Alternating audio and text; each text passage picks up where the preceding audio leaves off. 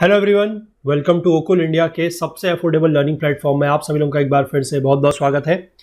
हम लोग बात कर रहे हैं चैप्टर 18 की, certificate physical and human geography GC Leong के बुक की। चैप्टर 18 जो है वो हॉट डेजर्ट और मिड लैटिट्यूड डेजर्ट क्लाइमेट के बारे में बात करता है। अभी तक इस चैप्टर के दो पार्ट हम लोग देख चुके हैं। पहले पार्ट में हमने डिस्ट्रीब्यूशन और क्लाइमेट के बारे में देखा, जैसे कि रेनफॉल, टेम्परेचर वगैरह कैसा है और इस तरीके के जो डेजर्ट्स हैं वो कहाँ पर पाए जाते हैं वो हमने मैप में देखा। और इसके बाद हम आगे बढ़े तो हम लोगों ने पिछले पार्ट में ये देखा कि नेचुरल वेजिटेशन डेजर्ट में कैसी है और ये भी देखा कि यहाँ पर जो लोग हैं वो किस तरीके से रह रहे हैं। इसमें हमने दो ग्रुप के बारे में बात करी। पहले जो ग्रुप थे वो है काफ़ी प्रिमिटिव तरीके से जो रहते हैं, यानी कि बहुत ओल्डर तरीके से जो रहते हैं, हंटर्स गैदरर्स, उनके बारे में बात करी। और इसके बाद हमने जो अगले ग्रुप की बात करी वो है एक नोमैडिक हर्ड्समैन।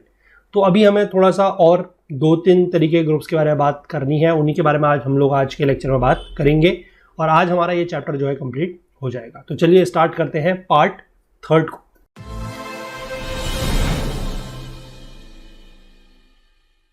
देखिए, पार्ट थर्ड है कैरावान ट्रेडर्स को लेकर। तो पार्ट थर्ड है क्योंकि इससे पहले दो मैंने आपको बताया कि हम लोग पहले पढ़ चुके हैं। आई होप आप लोग भी साथ साथ जो है चीज़ों को स्टार्टिंग से ही पढ़ रहे हैं, तो अच्छा है, आप लोगों को कंटिन्यूटी बनी रहेगी, चीज़ें समझ में आती रहेंगी। अगर आपने पार्ट्स पुराने मिस करे हैं तो प्लीज़ उनको ज़रूर से पढ़िएगा। चलिए आगे देखिए क्या है कि these were the travelling merchants of the desert. ये कैसे हैं? ये ट्रैवल करने वाले मर्चेंट्स हैं। मर्चेंट्स मतलब जो व्यापारी होते हैं वो हैं ये। Their journeys across the wastes of the Sahara और Russian Turkistan sometimes lasted months और इवन ईयर्स। यानी कि जो सहारा के एरिया से गुजरते हैं ये लोग, या फिर जो रशिया का जो हमने तुर्किस्तान देखा है, यानी कि ये कैसा है, this is a hot desert या फिर ट्रॉपिकल डेजर्ट है। और तुर्किस्तान कैसा है, इट्स अ मिड लैटिट्यूड या फिर टेम्परेट डेजर्ट। तो वहाँ पर जो ये लोग मूव करते हैं, इनकी जो जर्नी है वो बहुत लंबी चलती है। कुछ की जर्नी जो है वो महीनों तक चलती है, कुछ की सालों तक भी चलती है। ये रात को ट्रेवल करते हैं एज अ टीम, है ना, एक टीम के तरीके से मूव करते हैं, अकेले नहीं जाएंगे। And they were well armed, यानी कि इनके पास जो है आर्म्ड वगैरह भी होते हैं। आर्म्ड मतलब जो हथियार वगैरह है वो भी इनके पास होते थे। They carried a wide range of goods into remote interiors where their merchandise was highly sought after. यानी कि ये बहुत अलग अलग प्रकार के जो सामान है उनको लेके जाते थे। और कहाँ लेके जाते थे?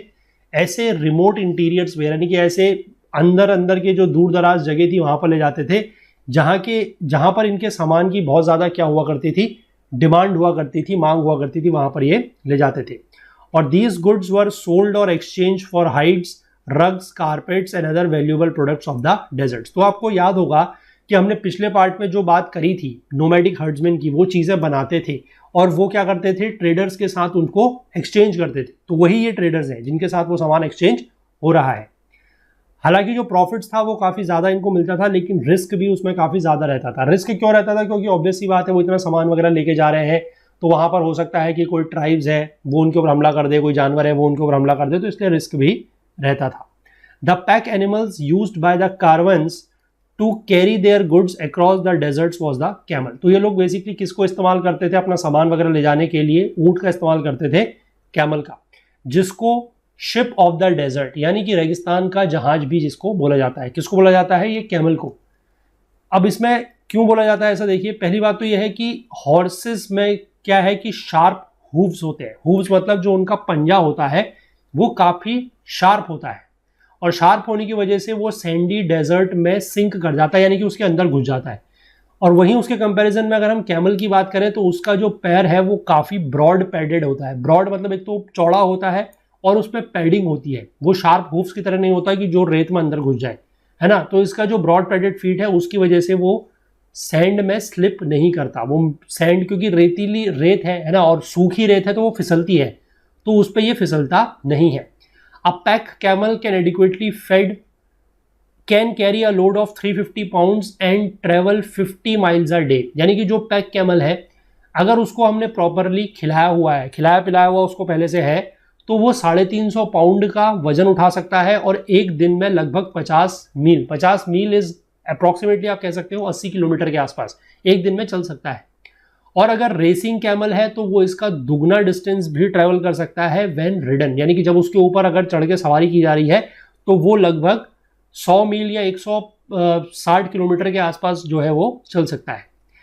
कैमल के पास और भी कुछ एडवांटेजेस हैं, जैसे कि ये मिल्क और हेयर प्रोवाइड करता है, ये अपने पेट में जो है वाटर को स्टोर करता है, और जो फैट है जो उसके पीछे हम्प होता है ना, हम्प मतलब जो उसकी पीठ में एक प्रोट्रूडिंग सा पार्ट होता है, ऊपर निकला हुआ एक हिस्सा होता है, वहां पर ये फैट को स्टोर करता है।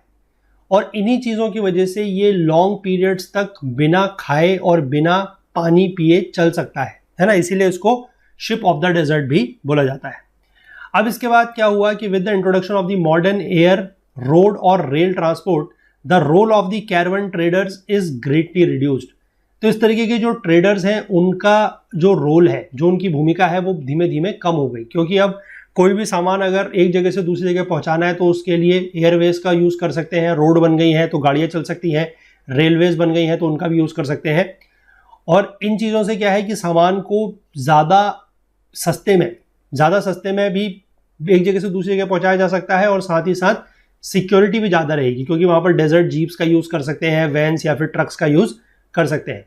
लेकिन इंटीरियर ओएसिस और स्कैटर्ड आउटपोस्ट के बीच में तो फिर वही बात है कि जहाँ पर रोड वगैरह नहीं है, क्योंकि रोड तो देखिए एक जगह तक होगी, उसके बाद अगर आपको डेजर्ट में कहीं इंटीरियर एरिया में जाना है तो वहाँ पर तो फिर रोड नहीं होगी, तो वहाँ पर फिर ये जो कैरवन रूट्स हैं they remain the only form of available transport, तो वहाँ पर इनका जो ट्रांसपोर्ट है वो चलता है। लेकिन जैसे जैसे हम कहेंगे कि ये जो मोड्स ऑफ ट्रांसपोर्ट है इनमें थोड़ा सा क्या हुआ है, चेंज आया है, इवोल्यूशन हुआ है, तो थोड़ा सा इनका जो रोल है वो धीमे धीमे कम हो गया है। तो आई होप ये आप समझ गए, दैट इज योर मर्चेंट, जो कैरवन मर्चेंट्स हैं उनके बारे में। इसके बाद हम बात करेंगे सेटल्ड कल्टीवेटर्स की, यानी कि अब देखिए धीमे धीमे एक तरीके से अगर आप शुरुआत से लेकर अभी तक देखें तो हो क्या रहा है, ये आपको ऐसा नहीं लग रहा है कि हम लोग सिविलाइजेशन जो है वो चल रही है। पहले हमने ऐसे लोग देखे जो हंटर गैदरर्स हुआ करते थे, फिर ऐसे लोग थे जो अपने पशुओं के साथ, हर्ड्स वगैरह के साथ चला करते थे, है ना। उसके बाद फिर कुछ ऐसे लोग आए जिनके साथ वो लोग ट्रेड करते थे, व्यापार करते थे, और फिर कुछ ऐसे कल्टीवेटर्स हुए। कल्टीवेटर्स मतलब जो एक ही जगह पर रहकर अब लोग क्या कर रहे हैं, खेती वगैरह कर रहे हैं। अब इसमें क्या लिखा है कि for crops to be cultivated in the desert irrigation is indispensable, यानी कि अगर डेजर्ट में हमें कोई भी फसल उगानी है तो उसके लिए इरिगेशन तो चाहिए। इरिगेशन मतलब सिंचाई। क्यों? क्योंकि वहां पर आपको पता है पानी तो है नहीं, बारिश होनी नहीं है, तो सिंचाई तो लगेगी। अब पानी या सिंचाई कहाँ से होगी, या तो ओएसिस से हो सकती है। ओएसिस मैंने आपको बताया था क्या होता है ना, कि जहां पर अगर आपको पूरे के पूरे डेजर्ट रेगिस्तान के बीच में कहीं पर कोई पानी का स्ट्रीम या पूल जैसा दिखाई दे, that is known as oasis. वो बेसिकली पानी जो है वो अंडरग्राउंड वाटर होता है ना। तो ओएसिस से पानी मिल सकता है, कोई नदी है, कोई डैम है, वहां से इनको पानी मिल सकता है through a network of canals, यानी कि जो नहरों का नेटवर्क है वहां से इनको पानी मिल सकता है। इजिप्ट की अगर हम बात करें तो वहां की जो नाइल नदी है, नील नदी उसको बोलते हैं हिंदी में, वैसे नाइल नदी जो है it supports a population of 25 million, mainly concentrated in the Nile valley and delta. तो वहां पर आसपास जो उसके वैली में जो भी लोग रहते हैं उनमें से 25 मिलियन बहुत ज्यादा है, ठीक है। उन लोगों को ये क्या करते हैं, सपोर्ट करती है। कौन सी नदी? दैट इज योर नाइल नदी या फिर नील नदी। The life-giving waters of the Nile made it possible for the Egyptians to raise many crops as early as 5000 years ago। अब वहां पर ऑब्वियस ही बात है कि पानी था, तो उसकी वजह से ये जो इजिप्ट के लोग हुआ करते थे ये आज से 5000 साल पहले भी काफी ज्यादा क्रॉप्स वगैरह वहां पर उगा रहे थे। अब जब गर्मियों के दिनों में Niles is flooded with water, जब उसमें बहुत ज्यादा पानी हो जाता है, गर्मियों के दिनों में बाढ़ आ जाती है, तो जो उसका ओवरफ्लोड वाटर है उसको बेसिन्स वगैरह में क्या करते हैं, कलेक्ट कर लेते हैं with raised banks. Raised banks मतलब कि जहां पर एक मतलब इस तरीके का बनाया जाएगा कि उसके बीच में पानी रहे और बाहर उसके पानी ना जाए, और उसके बाद उसको फिर फील्ड्स वगैरह में भेजा जाता है क्रॉप्स को इरिगेट करने के लिए। इसको बेसिकली बोला जाता है बेसिन इरिगेशन। और ये एंशिएंट इजिप्शियन फार्मर्स जो है इसका बहुत ज़्यादा यूज़ करते थे, और अभी भी इजिप्शियन जो है इसका यूज़ कर रहे हैं। अब इसके बाद गर्मियों में ये लोग जो है राइस और कॉटन को उगाया करते थे, followed by wheat, barley, beans and other minor crops in winter, और इस तरह की क्रॉप्स को ये विंटर में उगाते थे। Modern concrete dams constructed across the Nile, जैसे कि असवान डैम और Sennar dams, are even more effective for extensive irrigation works. आज की डेट में वहां पर नाइल नदी के ऊपर जो है असवान डैम वगैरह बना है और सेनार डैम बना है। असवान डैम बेसिकली काफ़ी न्यूज़ वगैरह में भी रहा था, क्योंकि इसको लेकर वहाँ पर कुछ डिस्प्यूट वगैरह थे, है ना।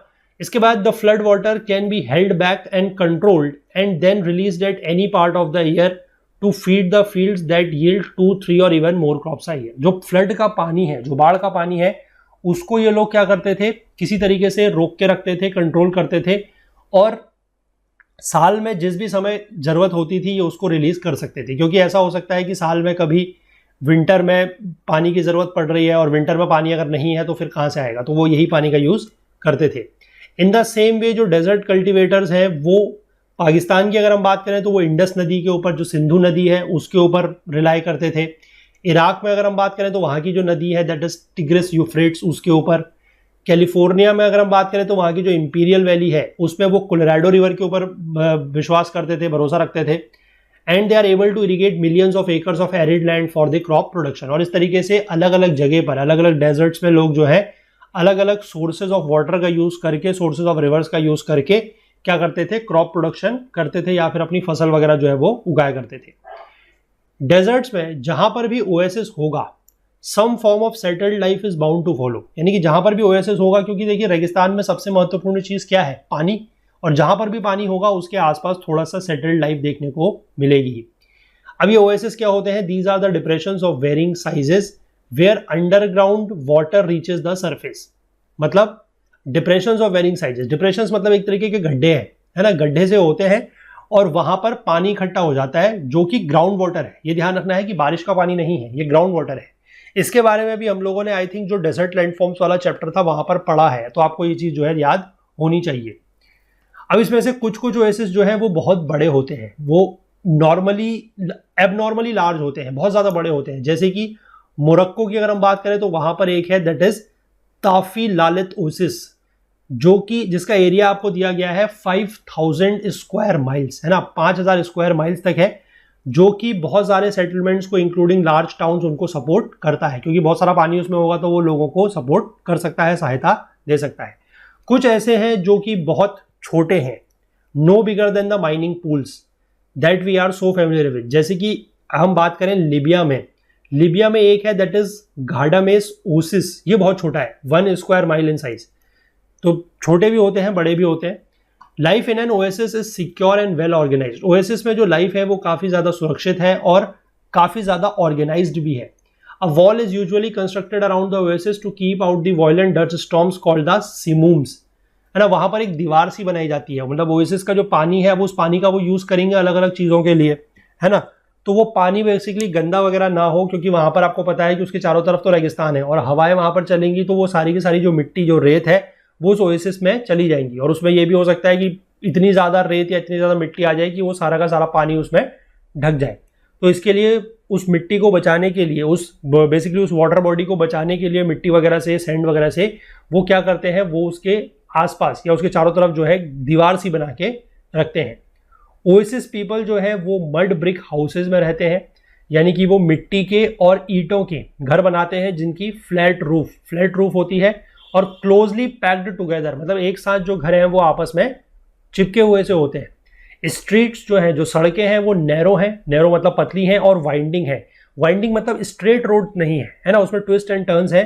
And the heart of the settlement is dominated by the सक। सक का मतलब है एक सेंट्रल मार्केट प्लेस, यानी कि जहां पर भी वो लोग रह रहे हैं, जितने सारे मकान वगैरह हैं, सड़क वगैरह है, उनके बीचों बीच में क्या होगा, एक सेंट्रल मार्केट प्लेस होगी जिसको बोला जाता है सक।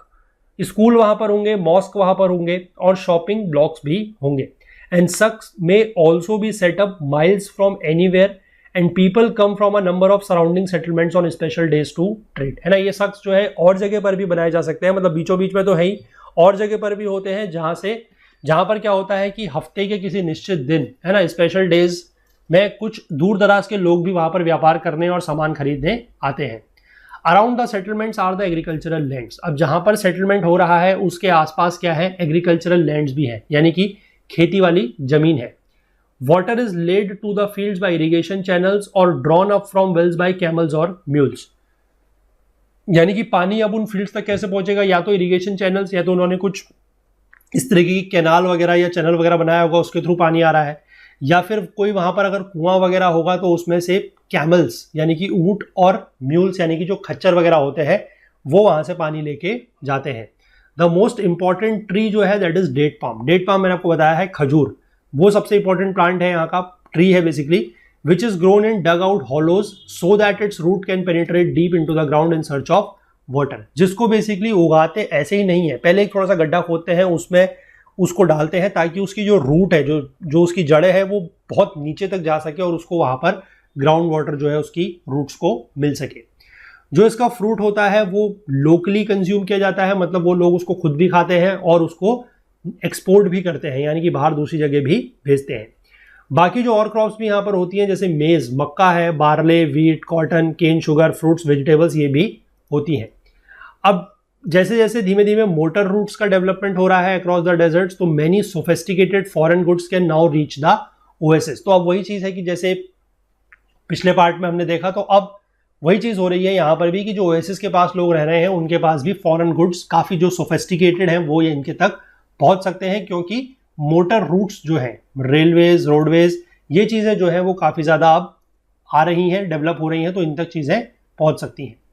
इसके बाद अगले हैं माइनिंग सेटलर्स। अब ये क्या है देखिए, the lure of mineral wealth has attracted many immigrants into the desert. Lure of mineral wealth मतलब जो मिनरल वेल्थ है उसका लालच यहां पर काफी सारे लोगों को खींच के लाया है, क्योंकि कई सारे ऐसे डेजर्ट्स हैं या ऐसे रीजन्स हैं जहां पर बहुत ज्यादा मिनरल पाए जाते हैं।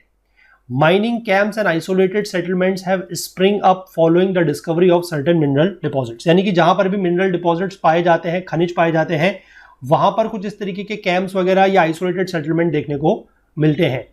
It was gold that brought immigrants scrambling into the great Australian desert. Great Australian desert में जो गोल्ड पाया जाता है उसकी वजह से, गोल्ड मतलब सोना, ये तो आप सभी लोग जानते होंगे, वहां पर सारे के सारे लोग जो है वो इसी की वजह से आए थे। Water and food supplies have to be brought 300 miles from Perth to keep the mines going, है ना। और पानी और खाना जो है वो लगभग 300 मील दूर से लेके आना पड़ता था पर्थ से, ताकि ये जो माइंस वगैरह हैं वो चलती रहे। यहाँ पर कुछ नाम दिए हैं, जैसे some of them like Kalgoorlie and Coolgardie have become towns of considerable size. तो ये इसी तरीके के वहाँ पर बेसिकली गोल्ड के डिपॉजिट्स वगैरह मिले थे, तो धीमे धीमे माइनिंग कैंप्स वगैरह लगे, फिर आइसोलेटेड सेटलमेंट लगे, तो धीमे धीमे होते होते ये जो जगह है ये बहुत ज्यादा बड़ी आज की डेट में बन गई। कौन सी? कालगुर्ली एंड कूलगार्डी, ठीक है, कहां पर है? ऑस्ट्रेलिया में। इसके बाद कालाहारी डेजर्ट की बात करें तो वहां पर क्या डिस्कवर हुआ? वहां पर डायमंड और कॉपर। डायमंड मतलब हीरा, कॉपर मतलब तांबा, ये चीजें मिली। तो इसकी वजह से क्या हुआ कि जो many white man to the thrust land as it is called. Thrust land मतलब जहां पर आप अपनी प्यास बुझा सकते हैं। अब कहीं पर अगर डायमंड या कॉपर मिल रहा है तो वहां पर जाने की लोगों को प्यास तो होगी, तो वहां पर काफी सारे जो गोरे लोग थे वो यहां पर आए। Even in the most arid Atacama. Atacama कहां पर है? आपके सर्दर्न अमेरिका में, ठीक है। अब ये चीजें मैं आपको मैप में इसीलिए दिखाता हूं, या वहां पर दिखाते वक्त मैं थोड़ा सा एम्फोसिस या जोर इसीलिए देता हूं ताकि जब आप ये चीजें पढ़ें तो आपके माइंड में एकदम से फिगर जो है वो आ जानी चाहिए कि एटाकामा डेजर्ट कहां पर है ना। साउथ अमेरिका में, यानी कि जो नॉर्दर्न चिली वाला रीजन है, वहां पर लार्ज माइनिंग कैंप्स बने, establish for the mining of caliche. Caliche क्या होता है? एक सीमेंटेड ग्रेवल। ग्रेवल मतलब एक छोटे छोटे जो पत्थर होते हैं उस तरीके के, लेकिन वो सीमेंटेड है, जिसमें से सोडियम नाइट्रेट निकलता है, नाइट्रेट निकलता है। ये एक वैल्यूएबल फर्टिलाइजर है, इसको एक्सट्रैक्ट करते हैं और इसको many parts of the world या all parts of the world में क्या किया जाता है? एक्सपोर्ट किया जाता है। Mines are worked by local Indian labourers and supervised by foreign technicians. मतलब वहां के जो लोकल लोग हैं उनके द्वारा उस माइन में लेबर वाला काम करते हैं और जो फॉरेन टेक्नीशियंस हैं वो उनको सुपरवाइज करते हैं। नाइट्रेट्स के साथ साथ यहां पर कॉपर भी मिला है। Copper is also mined and these two products have directly और indirectly contributed to the growing size of Chilean towns of Arica, Iquique, Antofagasta and Chuquicamata. ठीक है, नाम थोड़ा सा अजीब से है पर कोई बात नहीं, कुछ अगर प्रोनाउंसिएशन में गड़बड़ हो रहा होगा तो उसके लिए आप लोग ओवरलुक उस मिस्टेक को कर सकते हैं, क्योंकि नाम में तो फिर थोड़ा बहुत गड़बड़ हो जाती है ना। तो यहाँ पर बेसिकली दो चीज़ें पाई गई, एक तो सोडियम नाइट्रेट और दूसरा कॉपर। उसकी वजह से ये जो टाउन्स हैं इनका साइज काफ़ी ज़्यादा बढ़ता गया। क्यों बढ़ता गया साइज? क्योंकि ऑब्वियस सी बात है, जैसे जैसे लोगों को पता लगेगा तो लोग आते रहेंगे, ज़्यादा माइनिंग होगी, तो सारी चीज़ें जो है उसमें बढ़ती रहेंगी और सेटलमेंट्स भी जो है वो बढ़ते जाएंगे। The last name is the world's largest copper town. ये जो लिखा हुआ है दैट इज चुकिकमाता, ये वर्ल्ड का, विश्व का सबसे बड़ा कॉपर टाउन है। इसके बाद अगर हम नॉर्थ अमेरिका के डेजर्ट्स की बात करें तो वहां पर मेक्सिको में मिला है सिल्वर, है ना। डेजर्ट कौन सा होगा ये, जो हमने ऊपर बात करी अबाउट, आई थिंक वो मोआवे डेजर्ट वाला जो कैलिफोर्निया बेसिन के पास दिख रहा था। फिर ऊटाह है, वहां पर यूरेनियम मिला है। कॉपर मिला है नेवाडा में। The host of other minerals and their by products have in fact greatly altered the landscapes and the economy of such arid regions. तो वही बात है कि पहले ऐसे एरिड रीजन्स या सूखे रीजन्स में कोई जाना पसंद नहीं करता था। अब लेकिन जैसे जैसे वहां पर इस तरीके के मिनरल डिपॉजिट्स मिल रहे हैं तो उसकी वजह से इन जगहों का जो लैंडस्केप और इकोनॉमी है वो काफी हद तक जो है अब चेंज हो चुका है। रिसेंट ईयर्स में बात करें तो discovery of oil in many parts of the Saharan and Arabian deserts has transformed this forgotten part of the globe. क्योंकि forgotten part of the globe इसको क्यों बोला जा रहा है, क्योंकि पहले रेगिस्तान है। अब रेगिस्तान में कोई ज़्यादा लोग जाना या चीज़ें पसंद तो करेंगे नहीं क्योंकि वहाँ पर कुछ है ही नहीं। लेकिन जैसे जैसे वहाँ पर ऑयल मिलने लगा, मतलब तेल मिलने लगा सहारा के डेजर्ट्स में, अरेबिया के डेजर्ट्स में, तो फिर ये जगह जो है वो भी ट्रांसफॉर्म होने लगी। अल्जीरिया की अगर हम बात करें, अल्जीरिया बेसिकली आपका सहारा डेजर्ट में पड़ेगा नॉर्थन अफ्रीका में। ऑयल वेल्स जो है they have been sunk 2 miles deep to tap the oil. तो वहाँ पर जो तेल के कुएं हैं वो लगभग 2 मील तक गहरे खोदे गए हैं ताकि उनमें से तेल निकाला जा सके। मिडिल ईस्ट में pipelines over 1000 miles long have been laid to bring oil from the shores of the Persian Gulf across the Saudi Arabia to Saida that is in Lebanon and Banias in Syria on the Mediterranean coast. तो वहां पर इतनी बड़ी बड़ी pipelines अब बना दी गई हैं कि एक जगह से दूसरी जगह बहुत लॉन्ग डिस्टेंसेस तक भी वो क्या कर रहे हैं, वो लोग तेल को ट्रांसफर कर रहे हैं। With still half of the world's reserves of oil untapped in this region, the deserts here will virtually be paved with gold. अभी भी क्या बोला जा रहा है कि अभी भी वर्ल्ड के जितने भी ऑयल रिजर्व्स हैं उसके आधे ही टैप किए गए हैं इन रीजन्स में। मतलब जितने टैप किए गए हैं उतने ही अभी यहाँ पर और होंगे, और जैसे जैसे अगर और पता लगेंगे तो यहाँ की जो इकोनॉमी है वो और बढ़िया होगी, है ना। In Iraq, Kuwait and Saudi Arabia are the desert landscape is fast changing. जो डेजर्ट का लैंडस्केप हुआ करता था वो अब चेंज हो रहा है। वहाँ पर नई सड़कें बन रही हैं, ह्यूज पैलेसेस यानी कि बड़े बड़े महल बन रहे हैं, अल्ट्रा मॉडर्न हॉस्पिटल्स यानी कि बहुत ही आधुनिक सुविधाओं वाले अस्पताल बन रहे हैं, एयर कंडीशनड अपार्टमेंट्स बन रहे हैं, स्विमिंग पूल्स बन रहे हैं। They are the examples of a thriving new era created entirely by the oil, और जिसको इन्होंने लिक्विड गोल्ड भी बोला है। मतलब ये सारा का सारा जो आप चेंज देख रहे हैं, जो इतना इंफ्रास्ट्रक्चर में चेंज आ रहा है, जो नए नए चीज़ों का डेवलपमेंट वहाँ पर देखने को मिल रहा है इंफ्रास्ट्रक्चर के लेवल पर, वो सारा का सारा किस वजह से हुआ है, क्योंकि वहाँ पर तेल मिला है ना। और एक चीज़ अगर आप लोगों को पता हो कि जो ये मिडिल ईस्ट वाला रीजन है, मिडिल ईस्ट वाला रीजन कौन सा है, बेसिकली आप लोगों को पता होना चाहिए, Saudi Arabia, Kuwait, Iraq, Iran वाला जो रीजन है जहाँ पर बहुत ज़्यादा तेल वगैरह पाया जाता है, that is known as the Middle East. तो वहाँ पर तेल जो है वो काफ़ी सस्ता भी है, क्योंकि वहाँ पर तेल जो है बहुत ज़्यादा मात्रा में पाया जाता है। और डेजर्ट का रीजन है तो आपको पता है कि पानी वहाँ पर नहीं है। तो आई थिंक कि मैंने कहीं पर ये चीज़ पढ़ी थी, एग्जैक्टली तो मैं रिमेंबर अभी नहीं कर पा रहा हूँ, पर मैंने कहीं पर ऐसा कुछ पढ़ा था कि वहाँ पर जो है तेल सस्ता है और पानी महंगा है, क्योंकि पानी वहाँ पर है नहीं, है ना। डेजर्ट है, पहली बात तो ये है कि डेजर्ट है तो पानी होना ही नहीं है, और थोड़ा बहुत जो भी है वो उसका यूज़ कर रहे हैं, तो पानी वहाँ पर काफ़ी कम है, इसलिए पानी महंगा है। और तेल वहाँ पर इतना ज़्यादा पाया जा रहा है कि तेल काफ़ी सस्ता है। तो इन्हीं जगहों की जो इकोनॉमी है वो आज की डेट में काफ़ी अच्छी भी है। और अगर आप लोगों को पता हो तो वर्ल्ड की जो सबसे महंगी करेंसी है ना, वो पहले आपको लगता होगा, मतलब हो सकता है कि आप लोगों को पहले से पता हो, पर किसी किसी को ऐसा लगता है कि या तो जो यूएस डॉलर है वो सबसे महंगा है। महंगे का मतलब मेरा क्या है कि $1 is equal to how many, $1 is equal to how many Indian rupees. जितना ज़्यादा इंडियन रुपीज़ में वो एक करेंसी होगी उतना ज़्यादा महंगा, है ना। जैसे कि आज की डेट में हम बात करें तो पहले लगता था कि यूएस डॉलर महंगा है 70-75 रुपये का, है ना। फिर लगभग 80-85 रुपये, 90 रुपये के आसपास का जो पाउंड है, ब्रिटिश पाउंड, वो महंगा है।